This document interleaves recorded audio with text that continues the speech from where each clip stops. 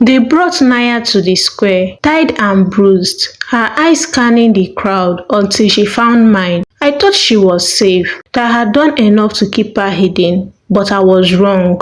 My name is Kofi, Prince of Mawa, the kingdom that had been at war with Zuba for as long as anyone could remember. My father, the king, had spent his life fighting Zuba. To him, Zubans were the enemy. We were born to hate them, so just how things were. But none of that mattered when I met Naya, a princess of Zuba. I first saw her at the river between our lands. She was there to clear her head, her bare feet skimming the edge of the water. For a moment we just stared, aware of who the other was, knowing that any words between us were forbidden. But then she smiled. It was the softest smile, like she saw something in me that no one else did. That smile changed everything. We started meeting in secret, each time more dangerous than the last. We would laugh, talk about dreams and fears, and imagine the world without war. She was like the calm in my life, a quiet escape. We both knew we were risking everything, but it felt like it was worth it, until the day it all came crashing down. Someone had seen us. When I returned to Mawa that evening, my father was waiting for me, anger burning in his eyes. I tried to lie, but he knew. He knew about Naya, and he had already sent soldiers to find her. He planned to bring her to Mawa as a captive,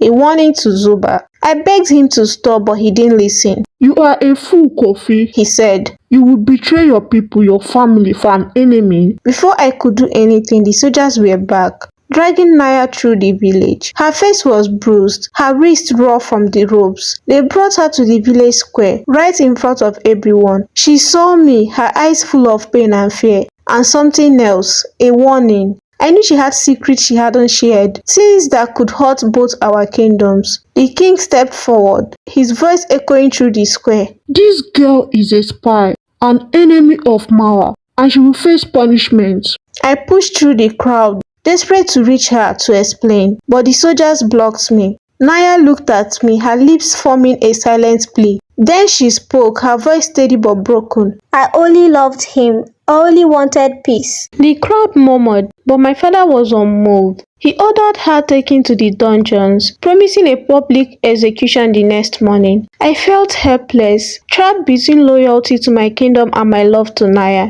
I snuck into the dungeons that night, risking my life to see her. She was chained to the wall, bruised and weak, but her eyes still held that fierce determination I love. I reached for her, and she grabbed my hand, her fingers cold but steady. "Kofi," she whispered. "they don't know. They don't know what I could do to them, to Zuba, to everyone." I frowned, confused. What do you mean? She hesitated, then leaned closer, her voice barely a whisper. "There is a way to end it all. My father told me stories, secrets passed down through our family. If I go back to Zuba, I can bring peace or destroy everything." Her voice chilled me. I didn't know if I believed her, but there was something in her eyes, something dark and ancient.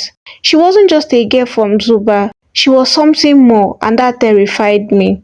By dawn, I made my choice. I couldn't let her die, not like this. I used my influence to bribe one of the guards, creating a distraction that allowed her to escape. She ran into the forest, her form disappearing into the mist. But before she vanished, she turned back, her eyes meeting mine one last time. "You've chosen me over your people, Kofi," she said. "but one day you may regret it."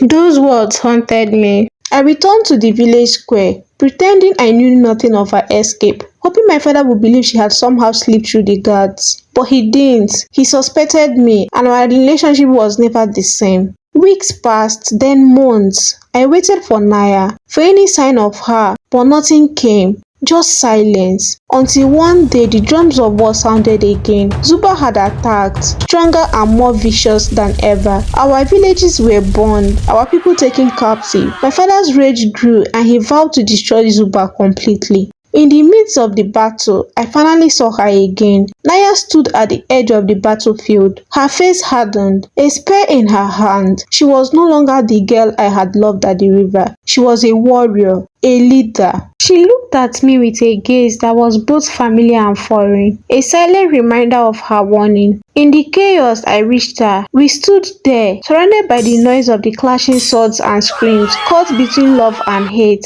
Kofi, she said, her voice cold. This is what you chose. You saved me, but you doomed us all. I felt a mix of anger and sorrow. I loved you, Naya. She smiled, a sad, twisted smile, and I loved you. But love cannot save us from the past. Before I could respond, she turned, slipping back into the fray, disappearing into the shadows of her people. I watched her go, realizing that the girl I had once loved was gone, lost to the hatred that had filled our kingdoms for generations. But it wasn't just war. Rumors began to spread of Naya possessing a power, an ancient gift linked to an ancient prophecy. I remembered her words from that night in the dungeon about her family's secret. Some believe she held the power to summon the spirit of Zuba's fallen warriors, granting them an unyielding strength in battle. I couldn't shake the feeling that this was no longer just a war of men, but of something much darker. The ancient legends our kingdom had always feared were beginning to come alive, and Naya was at the center of it all. Driven by desperation, I sought out an elder who had lived through the old tales of Mawa and Zuba.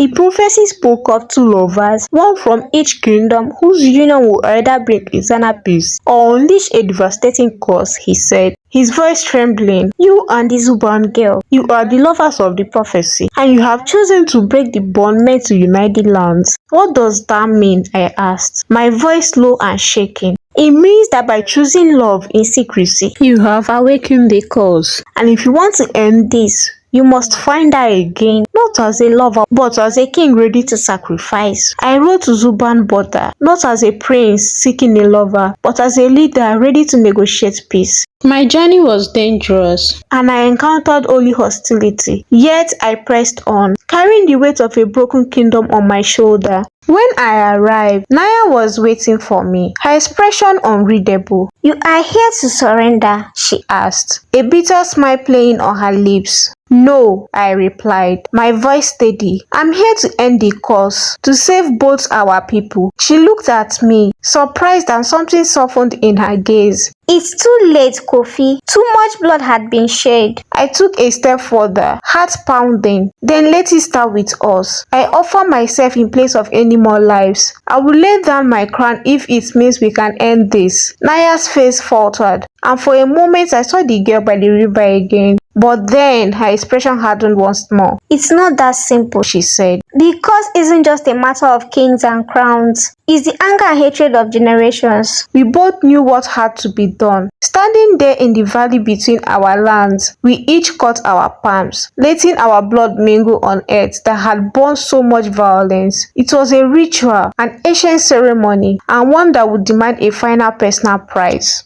Goodbye, Kofi, she whispered as she stepped back. I never wanted this. And in that moment, with our hands still stained from the blood oath, the sky darkened and the ground trembled. The spirits of our ancestors seemed to rise. An overwhelming force that swept over us, demanding restitution for our choices. As the mist cleared, the voices faded, and the weight lifted, I realized the curse had finally broken, but Naya was gone, vanished into the shadows with her people, taking a piece of my heart with her. Like my story, subscribe for more. Thank you for watching.